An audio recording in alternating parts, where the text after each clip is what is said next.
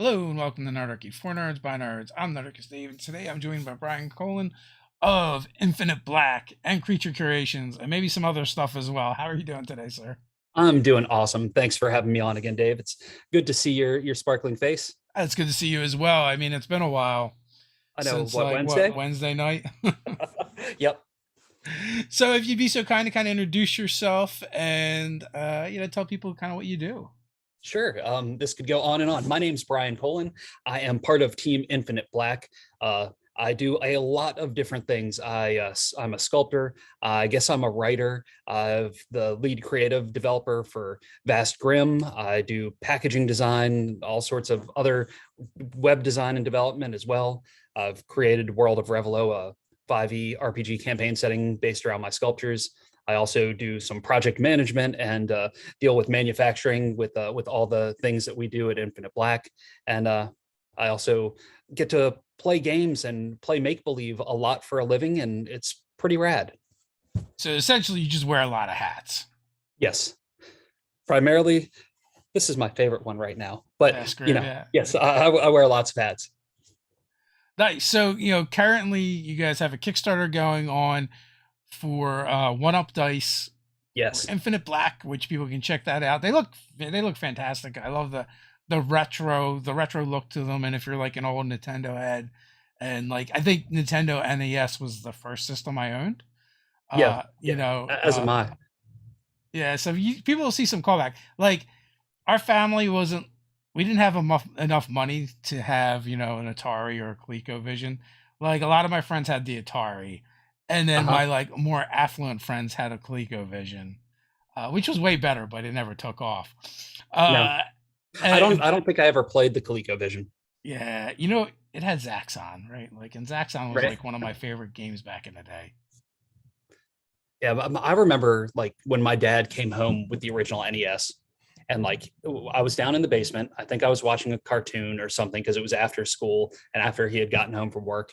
And he came down and he just started plugging something into the TV, and then all of a sudden it came on, and like me and my sister were like, "What's that?" And he said, and my dad insisted that it was his turn before it was our turn. Yeah. So he bought it for himself. Oh, totally.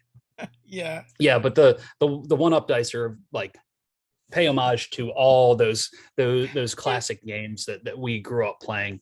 And So there's lots of callbacks to those the scene and the symbols and the packaging and everything. are you able to keep yourself from blowing in the dice case before you open it? So because like the Infinite Black corporate headquarters or evil lair or whatever you Yeah. want to call it is one state over from me in Alabama. I have not actually got to hold the prototypes of the cartridges yet because my kids are just about to get their second dose of the vaccine, and then after that, I'll get to go over and play there more often. But in the actual intro video, David, the owner and founder of Infinite Black, blew into the cartridge. So if you listen to the video at the very beginning, that's in there, blowing into the actual Oh, uh, nice. Like who doesn't remember that? You had the right. cartridge for a while. You had to put it in, take it out, blow in it, put it back in. Maybe it will work. Maybe there Uh-huh. was a little too much spit in that time you blew on it. Oh no, I got Mountain Dew in there. Oh no. Yeah. I remember like the most frustrating game for me was the first one I remember anyway was there was a wrestling game. And Uh-huh. it was just like a very generic and King Slender would always like use this backbreaker move on everyone and just like destroy them. I remember as a kid getting so angry wanting to break the controllers. Yes. Did you have a favorite? Like, did you have an all-time favorite of that era that was your favorite game? You know what? Like there's a lot of games I enjoyed like Contra and um comes to mind, but like I think like Ghosts and Goblins was probably one of my favorites. And I also Yep. like the cheesy arcade games that I can now play at home, like Kung Uh-huh. Fu. Uh Totally. the side, all side scrollers basically, right? They're just all side Yeah. Like scrollers. once they graduated out of side scrollers, my old brain just does not comprehend them. Like I try and play the games with my kids and Yeah. I'm just terrible. Oh yeah, anything that's first person, forget about it. I just end up stuck in the corner.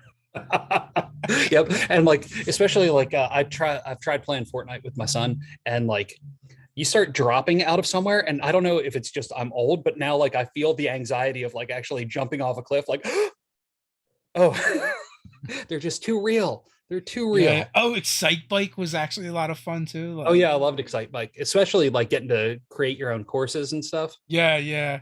Like all the Street Fighter games obviously were really cool, and also that's when like the graphics started really kind of stepping up. Totally. Street Fighter 2 was when we had to like keep it out of my house. Like I had to like ban it from my house for a little while, just for my friends' own good, because everybody would come to my house, to my basement, and we'd play D&D there, and we'd also play video games. And we Yeah. got like we were playing the second version of Street Fighter 2, and I always played M Bison. Yeah. And at one point, I'm just playing and I'm totally in the zone. And one of my friends talked some trash on M Bison, and I just like kicked to the side and just kicked my friend like really hard. And I was like, oh, yep, if video games are driving me to this, this game has to go out of They my really house. do make you violent. We have anecdotal evidence. Yes, at least me anyway. That's why I need to you do more didn't murder tabletop anybody, though, so RPGs. that's a plus. Yep. I remember we were all like late teens. We'd come over to my house and play, and we'd all get like stoned and messed up. And then Ryan, my youngest brother, is like 8 years younger than me, would just crush us all in Street Fighter. So, The younger you are, the easier you adapt. And like, yeah, my daughter yeah. can destroy some people at video games. Yeah, we were also very inebriated most of the time. So, I mean, it was Yeah, the that'll do late it. 80s, early 90s. It was totally a vibe. Totally. Yeah. So Brian Smith had asked about Vast Grimm, and Yes. is that the game with the Doom counter? Yes. So it uses the Merkborg rule set, which has a kind of doomsday clock where there's in Vasgrim we have torments. So at the beginning of each day in setting, you roll a die, and if it's a 1, a torment occurs. And when after 6 torments, once the 7th torment occurs, the universe is just over. These worms have gotten so big, they've consumed everything. There's no hope left for humanity, and it is just done for. Yeah. Dave plays regularly every other Wednesday. We're doing a live game right now. Yeah, one of the reasons I asked you to come on is because one, I know you guys had a Kickstarter coming up and launching, and then also like you've been doing the network chatter, which is like a show like this, but you guys just talk about Vast Grimm, and you bring on different creators that have contributed to the project to talk about what they've done, and then also to talk about Vast Grimm and the game that we're playing in. Yes. Which I think we're like, I don't know, 3 sessions in, 4 sessions in. Yeah, we're 3 sessions in right now. And I think we have 3 more through the end of the year, because since we're playing every other week. And I'm very curious to see where your Legion goes and who all actually makes it to the end of the year. Has not been a session yet where something ridiculous has not happened. No, and it's like nothing I threw at you. It's all like self-inflicted. It's all self-inflicted. Yeah. So like, I love it. Yeah, like the first session, like somehow our ship got blown up. I don't know who could have done that. The second session, there was an in-game brain surgery on one of the players by another player. Didn't see that coming. Did you have any like really severe consequences in mind for like botched rolls? Oh yeah, I mean the brain was going to get sliced open. Like there it was just going to be like a lobotomy. I mean, Katie's character was just not going to be worth a flip if if Michael's character did some bad rolling. But luckily he was rolling hot that night. And then the last episode was just a poop episode. It was. Again done by one of the players, sort of. Yep. Well, and the idea of teleporting these creatures in here, and then like luckily Michael's character had a way to breathe outside the ship, because if he would have teleported himself out there, he would have just been dead. Yeah. So like, yeah, there's some spoilers, but it's definitely worth watching. Like most of the adventure the other night was us accidentally using a tribute and teleporting monsters onto the ship. another player injecting one of the monsters that basically gave them explosive diarrhea, which was gross. And these For like monsters four were already rounds. kind of gross to begin with. Yeah. And then one of the players accidentally tried using not accidentally, but tried using the device again to get rid of the monsters, but instead teleported themselves outside the ship. So Yeah, it was a mess. yeah. So, so far I feel like, we still have to have the Kynes episode where he's the problem. He Kynes is really coming into his own as an emo bot and like a death machine. Like I just see like He just bloodbaths in the fixes the future. problems we cause mostly. True, and cleans them all up too. And cleans them all up. But it's been a fun game, and I think like most of the game you've done by like random rolls. Like I know before the first episode, you asked us all for die rolls, and that kind of determined what we were doing, right? Yes. Uh-huh. Yep. So that's in the back of the book.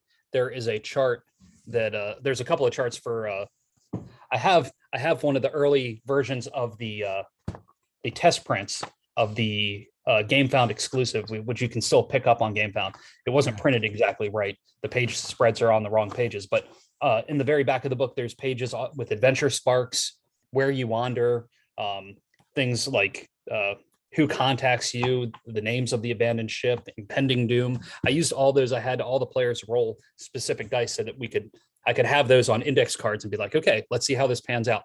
And then I'd incorporate those hooks in as we went along. Has the community start developing their own random tables yet? So we have in our on the Infinite Black Discord, we have a place for random tables. They've started a couple. There's been one person that's posted a new character class in there that they just posted the other day. We also had our first game jam back at the end of October, and we had 10 submissions, including mine and Lat's submission of things that were spoils, things that might have gone completely wrong and foul in a refrigerator or space station. And there were some very interesting submissions and fun ones. Oh, wait a minute! Well. In session 2, the found spoils, was that from that? I may have like done that. Yes. I pulled one of the things out of somebody's for that. Yeah. Yep. So yeah, there's people like we have that open third-party license, so anybody can create content and make money off of it. So hopefully more and more people, especially once the physical book is in people's hands, more people will dive in and start making Vast Grimm stuff. So, and for anyone who doesn't know, so Vast Grimm is based off of Morkborg. It's kind of a Morkborg hack. Instead of like fantasy meets heavy metal, this game is more like punk meets sci-fi horror. And both games are like very rules light. They have character classes, which you only really, add a couple things to your character sheet to begin with. And most of it is just going to be making D20 rolls throughout the game. There's a crit system. There's a favor system. So if you like bennies in your game, you have that, and they do different things. And I mean, we've got a video on the channel that kind of gives the rundown of it, but it's a very simplistic system that either with just keeping a few charts in front of you or after playing a couple times, you kind of get the rules, and you can just go. Yeah, the whole idea of it being light and easy to just pick up and play, especially if you just wanted to try it for like, I've had a number of people that have played with using the PDFs that had just planned on picking it up for like a one-up session, like when their normal regular game, somebody didn't make it. And then they continued that game on for more sessions because they enjoyed how easy it was to get into, especially if you use our online character generator on the Vast Grimm website. You click it, boom, you've got a character. You obliterate that character, you've got a different one, and you can save it as a PDF and you're just ready to play. Do mechs exist in the Vast Grimm world? Like big Robotech type mechs? Yeah. I think they totally could. We don't have any so we have rage bots in the back, like in the creatures section, which would kind of count as one. But we don't have anything like straight out of like that model in RoboCop. But we left lots of room for interpretation. and lots of places for people to make the universe their own. So I'm sure it won't be long before there's lots of giant mech suits floating around space. Like, so as the rules stand, you can wear power armor. Yes. Which I imagine you kind of have to get into it almost like a mini vehicle. Not like, it's not like you're just popping it on. Right. Yeah. For that tier 3 armor, it's definitely that bigger, bulkier. And that's also part of why it makes it harder to it affects your agility and your defense rolls, because you're clunking around more than you're not nearly as nimble as you would be. So where do you guys want to take Vascrim in the future? Do you have any plans for it? Are you still settling in with like getting the book out and doing that stuff? Well, so there's still a few things that have to be done for the Game Found campaign, like little pieces that still need to be done. Like I need to finish laying out a lot of the bonus adventures, like I laid out the one that you wrote, but I still have a handful of the guest writing adventures that I have to lay out. But I've already started on another book that I see being like it's kind of focuses on one of the worlds, and like an adventure or two inside that setting, that world.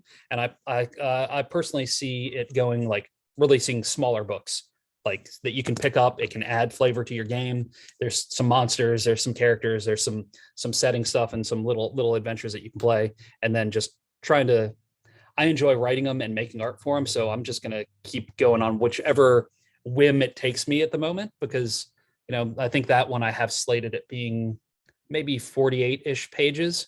Okay. So it's not like a huge book, but it's also not so small like that I couldn't do it in hardcover. So how many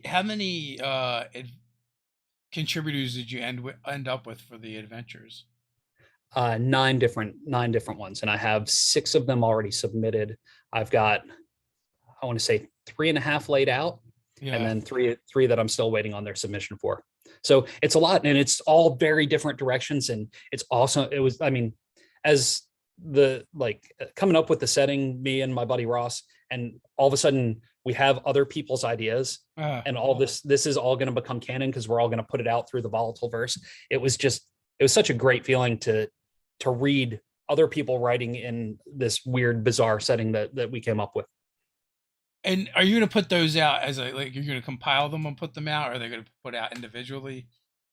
So right now, because of Game Found, we had issue 1 coming out as a printed version. So I think what we'll probably do, but it hasn't been officially decided, we're going to put them out like kind of zine style, where it's going to be like 36 to 48 pages soft cover. And that's what'll come out for, and that'll have probably 3 of the adventures, maybe 4 in it, depending on how the pages all work out in the first one, then do a second, then do a third, and then maybe collect those later. My thought was if we did those as soft cover, maybe at some point we only do those as a certain number run, then maybe at some point if there's enough people interested, do a hardcover version, and me and Ross add additional content in there that wasn't in there before, and get to throw in little bits and pieces that we're coming up with. Because as I'm working on stuff on the side, not during normal work time, I'm releasing stuff through the Creature Curation Patreon for Vascrim.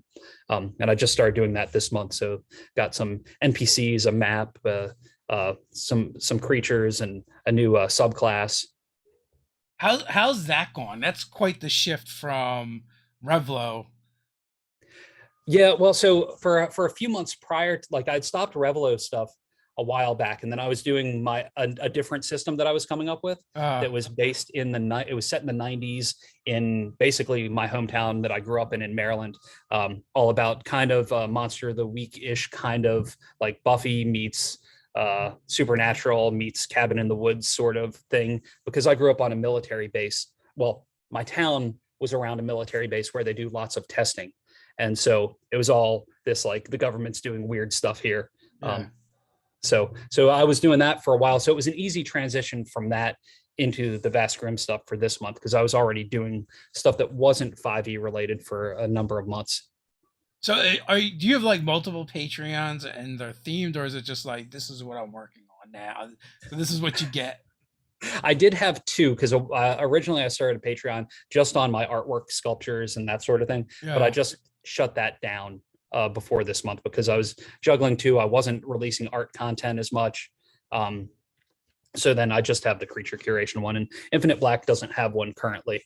How many sculptures have you done for Vast Grimm?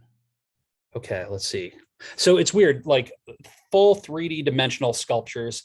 I did the giant worm that's on the cover of the book. I did the Warhound. I did the Cephalite, which is the big kind of tentacly thing with a spaceship on the back. I've done the inoculation gun that the Twisted Biochemist has. Did I already say Warhound? I think so. And I did a spaceship, but then on top of that, I've started for doing things a little faster, and especially for things going into page spreads that are going to get like art smashed all over top of it, distress and all that sort of thing. I've been using hardboard canvas boards, and I've been sculpting on the boards, almost like it's kind of like doing a traditional painting, but it's sculpted on top to give that depth and dimension. And I get to use my sculpting, which is better than my painting or my drawing skills anyway. Oh, that's pretty cool. Yeah. Are those things all for sale? I have them. I haven't put them up for sale, but I probably should. Yeah. Like I don't know, folks, if you've seen Brian's creature curation work, but he does these amazing sculptures apparently for whatever he happens to be working on at the time. Finds its way into his workshop, and that's how I encountered you at my first Origins, when there's like this big monster head sticking out in the aisle with like 17 eyes and weird and bright colors and a beak, probably. Yes. Because they all seem to be hallmarks of the Revelo creatures. So you were making, when you started off with Revelo, you were making these sculptures based on monsters you would create with your son, and then you turn them into sculptures, and then later turn them into your D&D content. Yes. Yep. Writing, once they started being sculpted, I needed to put stories and worlds around them, and so they quickly filled out the Revelo content pretty well. And then you were doing and that's how that's kind of the genesis of Vast Grimm, right? You were working on was it the Warhound? So so I hadn't really sculpted much during the early part of the pandemic at all. I just was busy like making products, like making the stuffed animal stuff that I do, making like pins, making just a bunch of things to have for when the world got back to normal and I started doing conventions again. And that was also before I got hired on at Infinite Black as well. So my buddy Ross, who co-wrote Vast Grimm with me and helped and is still working on a lot of it right now, he had been given a copy of Merkborg by our friend Ken, who had backed the Kickstarter, and Ross ran Merkborg for us. And I had the PDF, and as soon as we actually played, I ordered the physical book because I was like, okay, yes, this all makes sense. Things are clicking in my brain. And that after we played that's when I sculpted the Warhound, because I was like, okay, that game was inspirational. It was fun. It was like, this is something different than what I'm used to. And I wanted to sculpt something dark and creepy. And I wanted it to be like, because the Merkborg book is all like black, white, yellow. I wanted it to just be what I sculpted to be very monotone. I wanted to just use black and white paint and then maybe something else. So I threw in some blues in there. And once I sculpted it and it was big and had lots of teeth and was vicious looking, I was like, okay, now this thing needs a place to live and it's not going to live in Revelo. And so I was like, I want to play something sci-fi.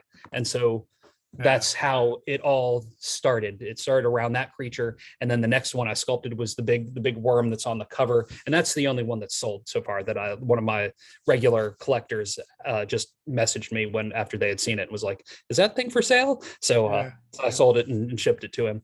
It is now. Yep. But so that's how Vast Grimm all started to come about. It's like one sculpture, then another sculpture, and then let's tie everything together and make more of the things. And that was end of last year. And then when I got hired in January by David at Infinite Black, I was like, hey, David, I've been working on this thing. All the Infinite Black fans are all horror folks. What do you think about publishing this? And it was great. I ran a couple of games for David and Lat and Rhea over at Infinite Black. And after a couple of games, it was on, and I was spending a good chunk of my now billable hours like as an employee working on my own project, which was pretty flippin' rad. Sounds like it. Yep. Um, so we had mentioned that you do a live show kind of similar to this every other Wednesday at 8 p.m. Eastern, 7 p.m. Mhm. Central. Yes. Yep. Um, and and so I think you've been having on the people that were contributors so far. Have you gone through all the contributors yet? No, not yet, because I mean we've only had 3 episodes of the actual play game. We've only had Yeah. 3 episodes of that as well, because I started streaming right all at the same time. So this upcoming next Wednesday, I'll have Janet and Demetrius from World Anvil, who I know you're familiar with or friends with, and then I have to look at my calendar, but I still have a number of people that were contributors that I haven't had on yet. And I'm hoping that once we get through that point, and then I'll start to be able to bring in other industry people or people that have started doing third-party content for Vast Grimm, and just have folks that like, hey, they created this thing for this game jam, or they've created this Yeah. class. Let's come on, let's just talk about all the things. Oh, very, very exciting. So Yes. did going into like this stuff, did you expect to like turn into kind of like a personality? Because now you're like running games, running shows. Well, I mean, I've always kind of been the game master. I've always gravitated toward that, like pulling people together sort of thing, and bringing people in. Even like in high school with friends, I'd bring people all to like do certain things. Or like the very first like creative venture I ever did that was like entrepreneurial was in '99. And along with the comic books that I created, I also created an anthology to bring in other writers and artists, because if I'm going to do something, hey, come on, do it with me. Let's all Yeah. do this. So, I mean, it just kind of fits my personality. Nice. Because I did not think this was a thing somebody could do. To be honest with you. Well, I mean, in all fairness, having a show right now isn't really. It's more about getting the word out about Vast Grimm. It's not about, Yeah. we've only been doing it for like a month or a month and a half, so it's not really. I'm not really a personality. I don't think. I'm just trying to market my own stuff. Yeah, but aren't we all like? That's ultimately like. I think that's you either start there or end up there. Yeah, I guess so. Yeah. Like so. I like when we started Nerdic, it was like, okay, we want to sell people stuff eventually, but I think it'll be easier if we have people to sell stuff to. So let's Yep. go out and talk about the things we like to talk about, and then we'll figure out if there's something that they want us to do. And I mean, and then the other, I think like what most people do is they make the thing and be like, "Hey, does anyone want to buy this?" Yep. So like you're gonna, and then like it feels like in this space anyway, it's like, you know, the creator and producer, they've kind of like intermingled, and it's like a hybrid, and everyone kind of does that now. Yeah, I think you kind of have to, unless you have deep pockets and can pay somebody else to go Yeah. and pimp your stuff. Well, even artists, right? Like, and you kind of, you come from that world as well. Like, so many of them will do live streams of them just arting. Yep.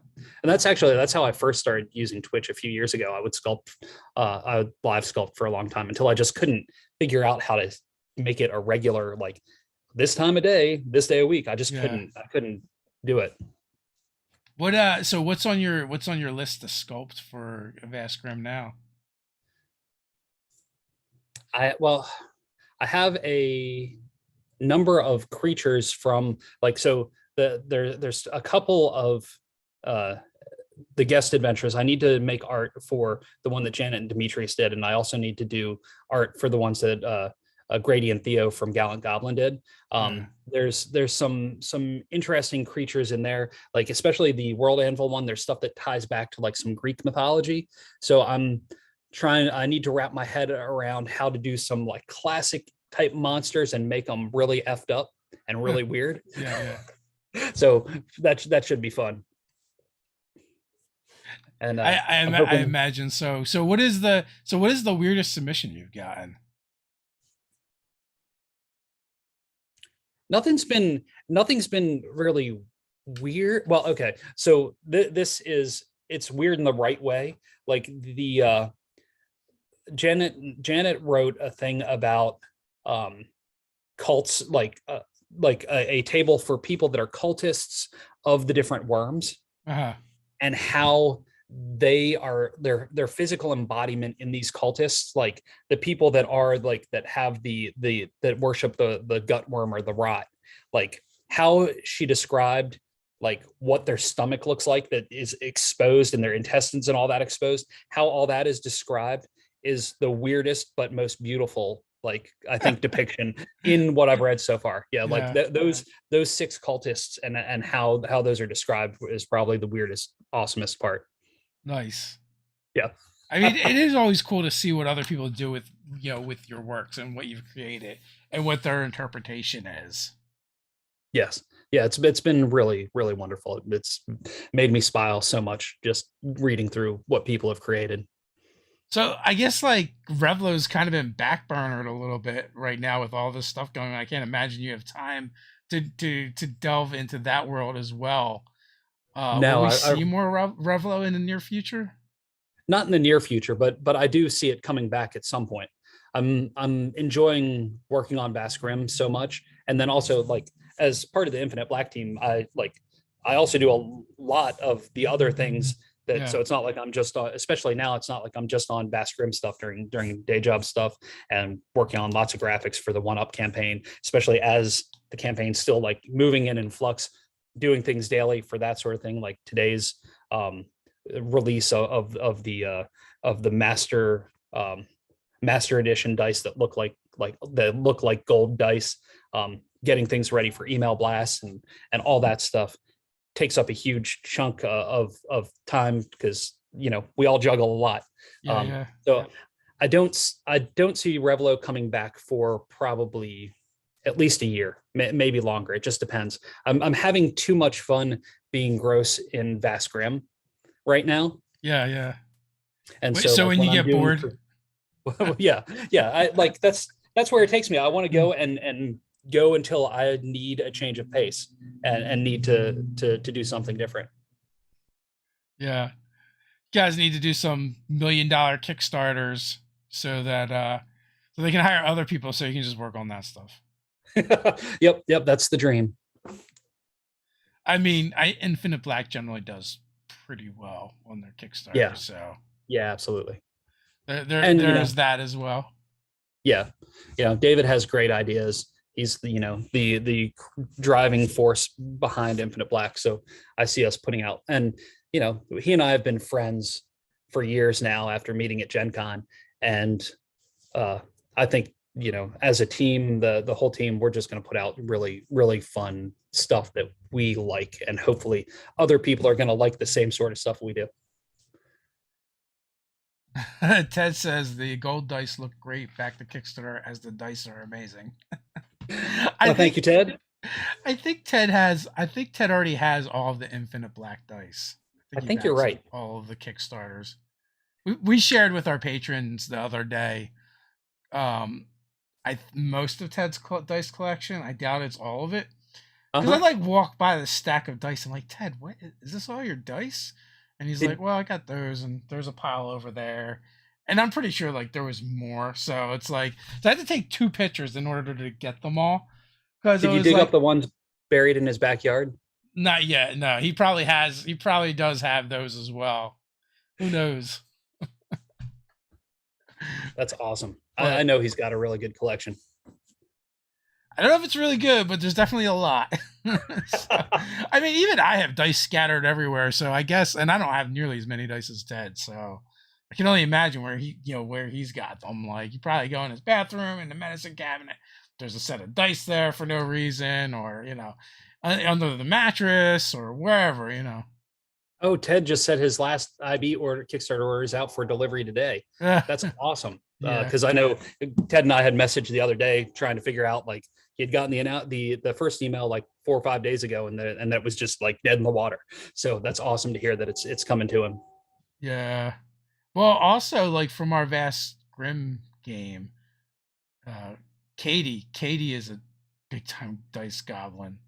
Yes. Like Yep. I don't know if they've mentioned the number elsewhere, so I won't mention the number. But it, Yeah, I think that was before we went live, right? well, no, the amount that she's spent on dice, I think in the 1 year Uh-huh. was a lot. It's like 5 figures. And there's lots of pretty dice out there, so I can. Yeah, I mean, It's hard to pick and choose. especially if you get into like the more boutique dice, the dice makers, like Yep. where everything is like handcrafted. So like all the dice tend to be more expensive because they take more time, energy, and effort to make. Yep. Like over Yep. on Etsy. So Yeah. Yeah. you, When you're doing it by hand and not having a manufacturer, that's definitely much more labor intensive. yeah, so you can start racking up the bill quick. Yep. So yeah, I don't know. I don't like stuff as much. So I'm just kind of happy, and also like I don't even separate my dice. I just throw them all in one spot for the most part. Yep. So I'm pretty terrible. Like Ted has got all of these, like I guess they're like either, I don't know if they're made for tackle or sewing or whatever, Mhm. but everything is like organized and separated. Yep. And I just roll up with my Dice-A-Copia bag and just like dump them all out. Where is that D4? I know it's in here somewhere. Pretty much, Yeah. pretty much. Yep. You know. Yeah. The only reason, like, I have my shelf of infinite black dice that's all organized because I use those for like photo shoots if I've got to take some pictures or things like that. So Yeah. I have those all organized, and then I have like some of the Vast Grimm prototype dice that I keep up on a shelf. And those are the ones I go to and use those because they're the ones that nobody will ever really see because they're not the right colors and they're just off. But those are my go-to ones. All my other ones are just kind of in my kids' rooms now. Like all the other dice they get. Dice have come a long way since the days of just like everyone used Chessex dice. Yes, they sure have. Yeah. But I mean, that's all you could get. Yeah, like I just And remembered like buying all those little rectangle containers, uh-huh. and then we like use them for other things at the table, like use them for risers for your flying minis. I remember when I found there was like this green and black kind of almost malachite looking Chessex set that I got in late high school when I was busy playing vampire. I was like, yes, this is perfect for my character. And those are the dice that I used for years. Yeah, I yeah, don't know what happened to those. yeah. They had some cool splatter ones, but now that's like so like tame and Yeah, totally. compared to like all the different dice you can get now, and like you get a metal and stone, ivory, and bone, and like Yes. if there's a material, they make dice out of it. Yeah, absolutely. Yeah, I was really surprised, like those gold dice that I mentioned a little while ago, they're Yeah. actually like acrylic, but they have this electroplating metallic coating. So it's Okay. like they're like light, like acrylic dice, but they Yeah. look shiny. So it's like all the other metal dice, like all the other dice that look like that I've picked up have either been like the anodi not the anodized aluminum, the zinc alloy that are plated, Yeah. like that are super heavy, or they're like the ones that are, well, I've never held real gold dice or any of the real like natural elements, or like the anodized aluminum, like the aircraft grade aluminum ones that are nice and light, but they're super expensive. Yeah, that's what I was going to ask you about. Like, if you've handled the aircraft ones, because we have the Nerdarchy dice that are of the aircraft Yep. aluminum, and it's weird because they're light, they're metal, but they are lighter Yeah, than the acrylic dice that I own. yeah, they're really nice, but yeah, they come with a price tag. They do come with a price tag for sure.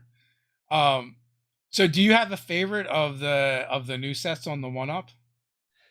See, it's weird. Like I like the mesh room. Like I like the green of those for some reason is really sticking with me, which is not like I don't usually gravitate towards green at all, even though Yeah, like the stuff from the Monsters of Madness. We have three different series. We have the Retro Rampage series, which has like Bastard and Mesh Room and the Ghost Squid Squad, and then We have the Legendary Hero series, which all looks like with the mythical sword and the shield and the heart. I like the game that out of the ones influenced here, the one that I really gravitated towards playing was the one that we did for Monsters of Madness, and I like those a whole lot. Like I think probably the Zombie Chopper +5 or the Skull, like the one with the axe or the one with the skull, are the ones The that cackling skull curse, I think, are the ones that I'm digging. yeah, those that's like the one that I'm like, yeah, that's I could even use like I could see people using that in Vast Grim and it totally ties in. It has kind of that spacey feel to it, but also that creepy. But something about that green, I just keep like going back to, and I don't in the mesh room, and I don't know why. Yeah, nice. Some microdosing in your future for medicinal purposes only. Of course, just medicine. Yeah. So there, what is there? There's 9 different sets right now. There's 9 with the 10th one that was announced today that will be unlocked once we hit our first stretch goal at 205,000. And that one is for higher levels. It's free to some of the higher levels, and everybody that backs for a set gets a free of D20 of that master edition die, the one that's got that electroplated metallic coating. It's almost makes me want to like bite into it and see if it's like a candy coated shell, but then I'd break my teeth, and who needs that? Breaking your teeth or teeth. So I'm thinking the t-shirts, right? I really now the mushroom t-shirt isn't really doing it for me, but I do like the Monsters of Madness. Yep. And actually the angry star face. I don't know why I like that, but I do. So maybe because the older I get, the more crotchety I get. So the grumpy star speaks to me. Yep. Huh. Yeah, we've had a lot of fun putting this campaign together, and we're looking forward to it funding and getting to make all the shiny click clacks. Was it hard to figure out the cartridges for the dice trays? So David did pretty much like in a past life. David did a lot of 3D modeling.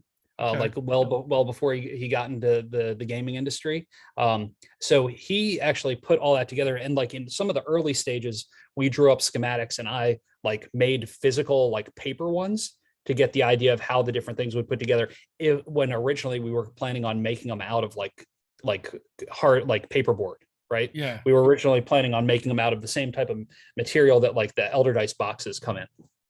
But then we had been talking with a manufacturer who does a ton of miniatures. Like they do miniatures for like the really big board games, the ones that like bring in like $7 million and stuff. And like after they like did a Skype call with us and toured their facility and all that, we realized that we could make these in the same type of material that miniatures are made out of. Yeah. And it would have more of that retro feel. So David went in and did all that stuff in the fancy 3D modeling programs that I don't know how to play with. But it's good. You have someone that does, so you don't have to worry about it. Yep. Yeah, and the cases double as rolling trays as well, right? That's what they call right. So they've got magnet like strong magnets. So you pop those open and you can lay them down, and you can use them as the rolling tray. Nice. That's pretty cool. Yeah. Yeah, it definitely speaks to my inner child. Yes. Pulling at those heartstrings and those controller cords. Yeah, for sure. So what's next? What do you guys got in the pipeline? Well, next Friday is Black Friday.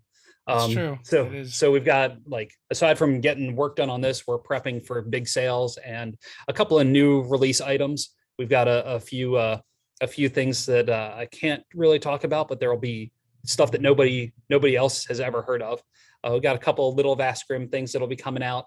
I'm learning how to create modules for like Foundry VTT out of the Vast Grim stuff, so we can package that stuff up so other people can play in their online stuff.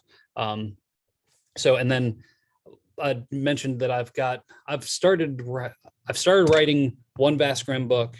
It's a smaller book.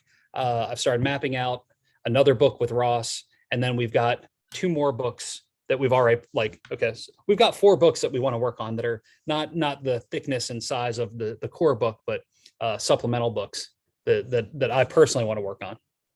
Are you familiar with the artist Sarah Dallinger? Yeah, I've met Sarah.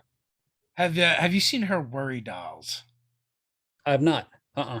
Let me Check out write her down worry because I'll dolls forget. when you get a chance. They very much have a vast grim kind of feel and look to them. Okay. They're just like these big-headed little creatures with lots of teeth Awesome. that make basically the whole creature is mostly head and teeth. And are they three-dimensional dolls? Yeah, yeah, yeah. Awesome. They're called Cool. Yeah. dolls, but they're not. They don't really. They're more. I don't think they're not really dolls per se. At least they don't Sure. look to me. They don't look like But dolls. action figures aren't dolls either, Well, Dave. that's true as well. Maybe more like tchotchkes or I don't know what you would call them. I don't know, figurines. Uh-huh. Maybe Yeah. figurines. I don't know. Like something that my grandmother might have sitting around her house if she was into really creepy things. Okay. Hang on. But yeah, Oh yeah, totally. every time I Yes. see them, it does make me think of Vaskrim as well. Yes, those wow, those look very familiar. Maybe I have seen them and just don't realize it. Yeah, yeah, they've definitely been on um her social media. So Awesome. yeah, she's also into some like creepy weird stuff as well. She did the But cover for Out of the Box, right? yeah, yeah, she Okay, did. yeah. I just want Um, to make sure I was placing like, yeah, I met Sarah a couple years back at one of the shows. one of Maybe those it big was shows. Spectrum or yeah. She's been working on for a while. What is it? Murder Mouth Zero Drag was like the code name of the project. I think it actually recently got a real name. I'm sad because I like that one. And it was just basically, it was like it's all like alien sharks as it started as, and Crazy. aquatic creatures, right? But I think she said it was because she was like watching a special about something about sharks and how they have a Teflon coating Uh-huh. on their teeth so that they don't, so it creates less drag in the water. Yeah, who you got to move fast while you're trying to bite at things. Yeah, yeah, yeah. But it turns out like we've been sleeping on the real terror of the seas. It's not sharks. What is it? It's orcas. They're Uh, they're yep. jerks. Like they. Oh, we were talking about this the other night. I don't know if you were Right. still on. If it was before we started or after you got booted. I think it must have been after I got booted. Yeah. Yeah, because the orcas like to flip sharps on their backs to paralyze them, so they can eat their liver out of them while they're still alive, and then they just leave them. Ooh, okay. It's like it's Only the the best fish parts. version of waking up in a tub of ice. Yes. That's fantastic. I mean, Unless you're horrible. the shark. Right. Yep. Yeah. How to make a creature that only wants your livers. Oh yeah. Noted. They can be selective and they're also jerks. Like I had seen this thing where like biologists observed orcas just slapping a manta ray into the air for about an hour and a half, and then they just left it. They didn't even eat it. Wow. They're Yeah. just Just to jerks. torment it. They're Oh the yeah, bullies of the sea. yeah. Wow, A- that's horrible. And the way they hunt seals, one of the things they'll do is just yeet them into the air, so Uh-huh. it stuns them when they hit the water. Just another reason not to go in the water. Yeah, yeah. It is one of my phobias. I used to be like I know I'm gonna get bit by a shark, but now I'm thinking maybe orcas might be worse. At least Hmm. they're really big and it's harder for them to sneak up on you. You know, Especially if you only go into the shallow part yeah, of if the you're ocean. in on a beach, Right. and you're Yeah. not like in the sea.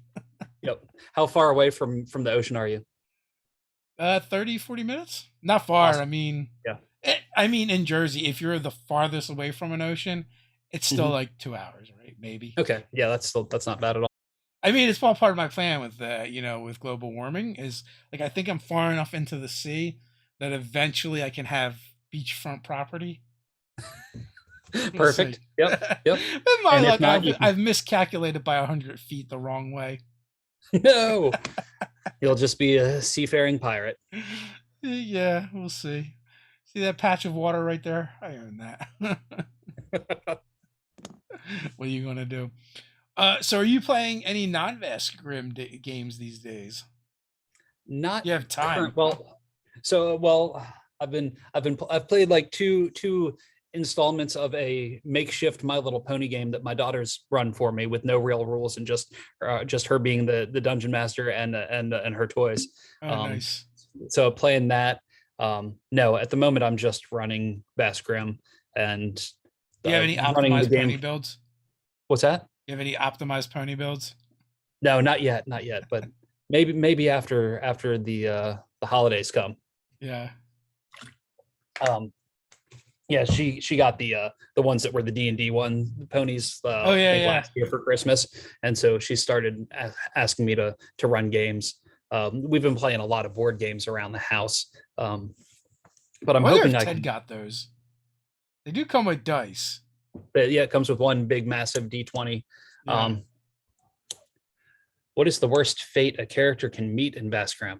It depends on your personality, I guess. I mean, we've had one person get vented by another member of their legion because so there's two classes that lean even darker than the rest of the classes. There's the harvester, which is somebody that goes around to like dead bodies and pulls the worms that might still be in them out and collects them and sells them. And then there's devout, who are people that want to usher in the end of times. David, who from Infinite Black, was playing a harvester, and he had a worm that he stole from a ship, and he was keeping it as a pet in his pocket. And one of the other Bill's character did not like worms at all, because who would want to get infected? Yeah. And they just kept getting in each other's face about stuff until finally David's character vented Bill's character out the airlock. So I think that's a pretty horrible way to go. Another way is to get infected by the worm and become one of the Grimm, which, depending on how you roll, could happen in like anywhere as maximum like 6 days. So if that happens, there's lots of nasty ways to go that way, depending on the type of worm that you're infected with. And it's also like not all at once too, right? Like that happens Right. over the course of the game. Yeah, you make a roll to see if your toughness can keep the worm at bay, and if you can't, then you suffer a parasitic pain for that day. And depending on the type of worm, depending on how it is, like as just a random example of a parasitic pain, you'd think I'd be able to pull it up quickly. There's also benefits, right? Like you get some benefits. Yeah. So if you were to succeed at the toughness test, and then the worm decides it likes you for that day, and you get to roll on the parasitic pleasures chart, and so it can give you benefits. So like you could roll and get a stress-induced ulcer, and whenever you take damage, make a toughness check or double over in pain, and you can't regain your normal action until you succeed the toughness test. So if you're in the middle of battle and you all of a sudden double over in pain and you can't get up, you're just going to be a sitting duck for whoever's attacking you. Yeah, it's definitely going to be inconvenient. Yep. Yeah, although at this point, I don't know that it can be fatal, but at this point, I'm not a fan of the nanite dance party.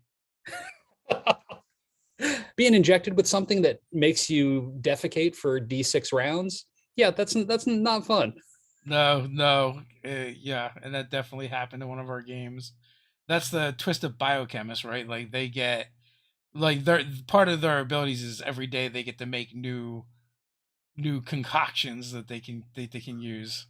Yes, that they get to roll up random concoctions that they can put into their inoculation gun, and yeah, that's one of them. I was thinking about that because with two twisted biochemists in your legion, I was like, it'd be fun for some third party concoctions to come about, because we only have so many on the list in the book. It'd be awesome to have an even bigger variety that people can roll from. Well, maybe since you have two of them in that game, maybe they'd be interested in coming up with a couple. Oh yeah, that's a good call. I'll ask them. Like, hey, since you've been doing this, what do you think about? Do you want to mix your own strange chemicals? I have to write that down or I will forget. Yeah. Laughing at one of the comments by Brian, hack for sprinters, Teflon your teeth so you can win races. Yeah, but I think you're better off keeping your mouth shut so you don't end up with bugs stuck between them. Yep. No Teflon grills. Yeah. No, thank you. It's like that's why you don't smile while you're riding a motorcycle, right? Mm-hmm. Picking bugs out of your teeth. Delicious. Yeah. Uh, so being spaced, is that the worst death you've seen so far?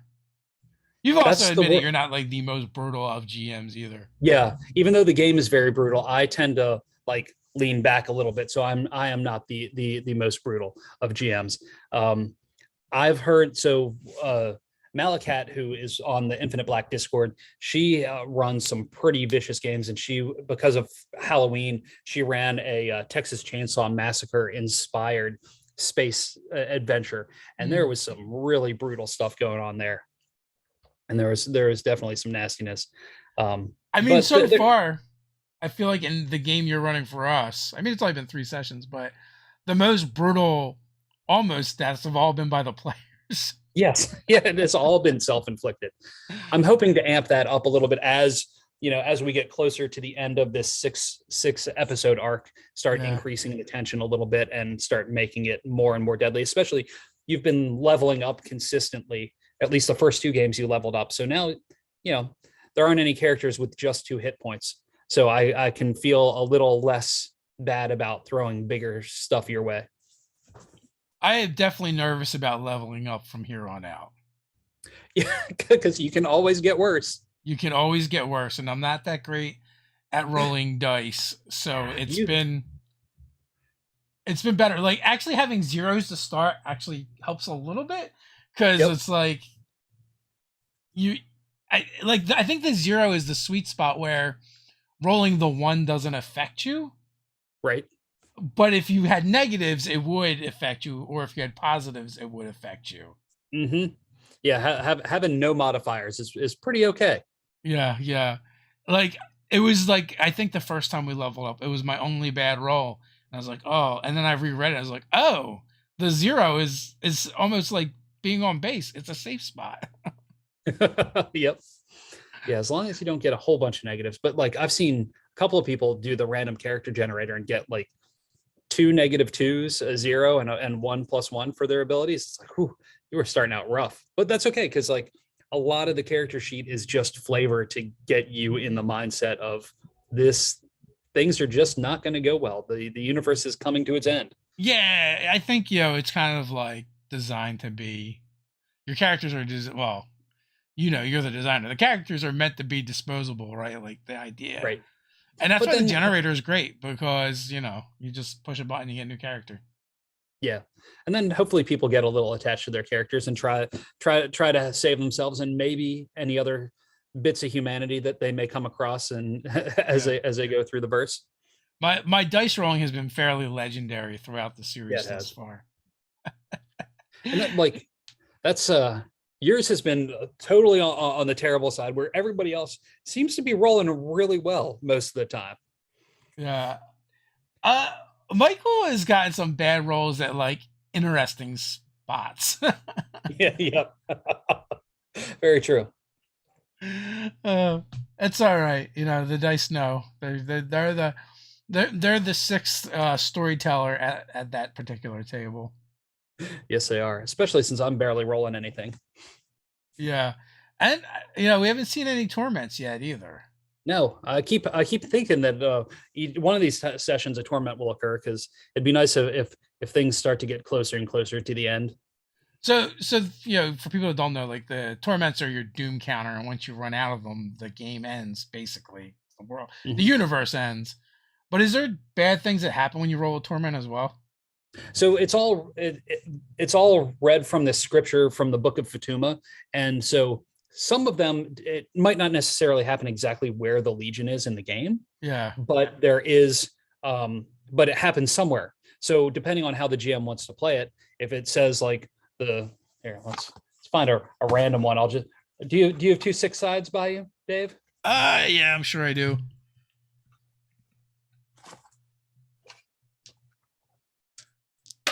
Let's see. That's 5 and a 6. 5 and a 6. And so man, woman, and child will lose their sanity to seek out and become one with the Grimm. So that's one of the torments, because they're written like strange prophesized things in the Yeah. Book of Tuma. So the GM can run that however they want. You could have that like all of a sudden you just landed down and there's this small pocket colony, and that could be what's going on with everybody there. Or the GM could say that that happens to the actual Legionnaires, and that's what happens. So Yeah, for sure. But yeah, so I'm curious to see what happens in our game and how, if they do come up, how we're going to make them better. We yeah, got to see how many ships we can go through in one series. yeah, I'm curious to see how long this one lasts. The one that you guys just came upon. It's much better than the yacht hole that you had before. It is better than the yacht hole we had before, and my character believes there's only one maneuver you'll ever need in space. The corkscrew. The corkscrew. The I call that the triple C. CC's corkscrew. Yeah, for sure. Hey, it's been 50-50 so far. Yeah. And I still contest that the first time the stabilizers were thrown off from the damage from the space spider that attached stuff to the ship. Of course, yeah. And no one can prove otherwise. Yeah. Maybe they sift through the ash of the planet, maybe. So we're just past the hour mark. Final thoughts before we head on out? Do what you enjoy. Get out there and play some games. And if you have ideas, try and make something with them, because there's always people out there who would want to play new and exciting things. And be sure to check out the One Up Dice Kickstarter that's currently live. We've got 20 days left. We're getting closer to funding, and you can share in the fancy click clacks with us. And also check out Infinite Black on Black Friday, because there might be some Vast Grimm related stuff that will be made available that day. Maybe. Links are down in the description. Go click away and follow Infinite Black and Vast Grimm across the verse in the good way, not the creepy way. And until next time, stay nerdy.